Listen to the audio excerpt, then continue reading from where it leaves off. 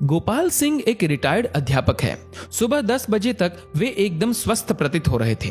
शाम के 7 बजते बजते तेज बुखार के साथ साथ वे सारे लक्षण दिखाई देने लगे जो एक कोरोना पॉजिटिव मरीज के अंदर दिखाई देते हैं। परिवार के सदस्यों के चेहरों पर खौफ साफ दिखाई पड़ रहा था। उनकी चारपाई घर के एक पुराने बड़े से बाहरी कमरे में डाल दी गई, जिसमें इनके पालतू कुत्ते मार्शल का बसेरा है। गोपाल जी कुछ साल पहले एक छोटा सा घायल पिल्ला सड़क से उठाकर लाए थे और अपने बच्चे की तरह उसे पाला और उसका नाम रख दिया मार्शल। इस कमरे में अब गोपाल जी, उनकी चारपाई और उनका प्यारा मार्शल है। दोनों बेटों बहुओं ने दूरी बना ली और बच्चों को भी पास ना जाने के निर्देश दे दिए गए। सरकार द्वारा जारी किए गए नंबर पर फोन करके सूचना दे दी गई। खबर मोहल्ले भर में फैल चुकी थी, लेकिन मिलने कोई नहीं आया। साड़ी के पल्ले से मुंह लपेटे हुए, हाथ में छड़ी लिए पड़ोस की कोई एक बूढ़ी अम्मा आई और गोपाल जी की पत्नी से बोली, अरे कोई इसके पास दूर से खाना ही सरका दो, वे अस्पताल वाले तो इसे भूखा ही ले जाएंगे उठा के। अब प्रश्न ये था कि उनको खाना देने के लिए कौन जाए। बहुओं ने खाना अपनी सास को पकड़ा दिया। अब गोपाल जी की पत्नी के हाथ थाली पकड़ते ही कांपने लगे, पैर मानो खूंटे से बांध दिए गए हो। इतना देखकर वह पड़ोसन बोली, अरे तेरा तो पति है, तू भी किन ख्यालों में पड़ी है? मुंह बांध के चली जा और दूर से थाली सरका दे, वो अपने आप उठाकर खा लेगा। सारा वार्तालाप गोपाल जी चुपचाप सुन रहे थे। उनकी आंखें नम थी और कांपते होठों से उन्होंने कहा कि कोई मेरे पास ना आए तो बेहतर है, मुझे भूख भी नहीं है। इसी बीच एम्बुलेंस आ जाती है और गोपाल जी को एम्बुलेंस में बैठने के लिए बोला जाता है। गोपाल जी घर के दरवाजे पर आकर एक बार पलटकर अपने घर की तरफ देखते हैं। पोती पोते पहली मंजिल की खिड़की से मास्क लगाए दादा को निहारते हुए और उन बच्चों के पीछे सर पर पल्लू ओढ़े उनकी दोनों बहुएं दिखाई पड़ती है। घर के दरवाजे से हटकर बरामदे पर दोनों बेटे काफी दूर अपनी मां के साथ खड़े थे। विचारों का तूफान गोपाल जी के अंदर उमड़ रहा था।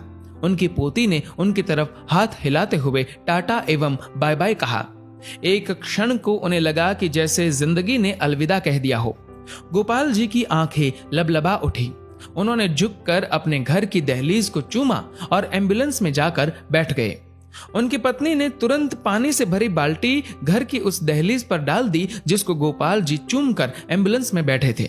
इसे तिरस्कार कहो या मजबूरी, लेकिन यह दृश्य देखकर कुत्ता भी रो पड़ा और उसी एम्बुलेंस के पीछे पीछे हो लिया जो गोपाल जी को अस्पताल लेकर जा रही थी। गोपाल जी अस्पताल में 14 दिनों के ऑब्जर्वेशन पीरियड में रहे। दोबारा टेस्ट किया गया तो उनकी रिपोर्ट सामान्य थी। उन्हें पूर्णतः स्वस्थ घोषित करके छुट्टी दे दी गई। जब वह अस्पताल से बाहर निकले तो उनको अस्पताल के गेट पर उनका कुत्ता मार्शल बैठा दिखाई दिया। दोनों एक दूसरे से लिपट गए। एक की आंखों से गंगा तो एक की आंखों से यमुना बहे जा रही थी। जब तक गोपाल जी के बेटों की लंबी गाड़ी उन्हें लेने पहुंचती, तब तक वो अपने कुत्ते को लेकर किसी दूसरी दिशा की ओर निकल चुके थे।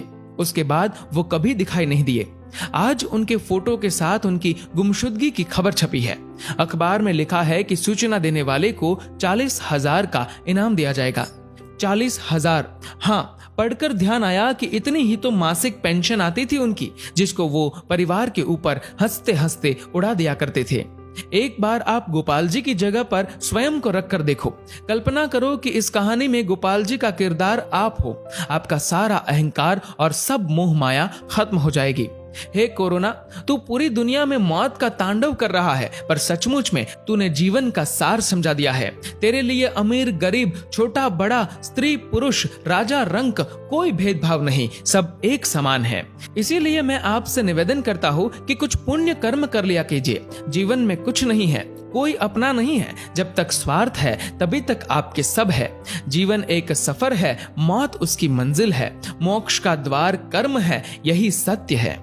दोस्तों, इस वीडियो को लेकर आपकी क्या राय है नीचे कमेंट करके जरूर बताइएगा। और अगर आपको ये वीडियो अच्छा लगा तो इस वीडियो को लाइक करिएगा, शेयर करिएगा ज्यादा से ज्यादा लोगों तक। और ऐसे ही और भी इंस्पिरेशनल वीडियोस के लिए सब्सक्राइब करें हमारे यूट्यूब चैनल को और फेसबुक पर फॉलो करें हमारे पेज को। धन्यवाद।